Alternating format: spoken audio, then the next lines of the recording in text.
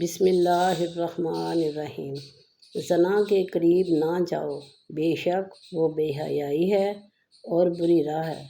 آپ صلی اللہ علیہ وآلہ وسلم نے ارشاد فرمایا کہ میں نے آج رات ایک خواب دیکھا ہے کہ دو آدمی میرے پاس آئے، انہوں نے میرے ہاتھ تھام لیے اور وہ مجھے ارض و مقدس کی طرف لے گئے اور وہاں سے عالم بالا کی مجھے سیر کروائی۔ چنانچہ ہم آگے بڑھے تو ایک تنور جیسے گڑھے کی طرف چلے، جس کے اوپر کا حصہ تو تنگ تھا لیکن نیچے سے خوب فراغ یعنی بڑا وسیع اور چوڑا تھا۔ نیچے آگ بھڑک رہی تھی۔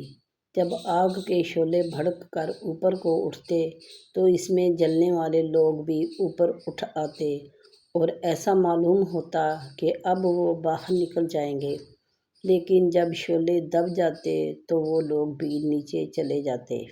اس تنور میں ننگے مرد اور عورتیں تھیں۔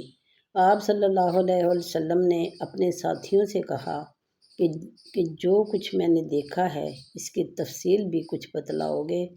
تو انہوں نے کہا، ہاں، جنہیں آپ صلی اللہ علیہ وسلم نے تنور میں دیکھا تو وہ زناکار عورتیں اور مرد تھے۔ کچھ ایسی باتیں جن سے اللہ تعالیٰ سخت ناراض ہوتے ہیں۔ نمبر 1، اولاد اور خاص کر بیٹی کو گالی دینا۔ نمبر 2، دل میں بغض رکھنا۔ نمبر 3، مہمان کو دیکھ کر منہ بنانا۔ نمبر 4، اذان کے وقت کام میں مصروف رہنا۔ نمبر 5، ماں باپ کی عقل کو کوسنا۔ نمبر 6، نماز کے بعد دعا نہ مانگنا۔ نمبر 7، دسترخوان پہ باتیں کرنا۔ نمبر 8، کھڑے ہو کر پانی پینا۔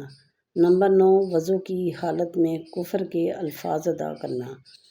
اچھی باتیں دوسروں تک پہنچانا بھی صدقہ جاریہ ہے۔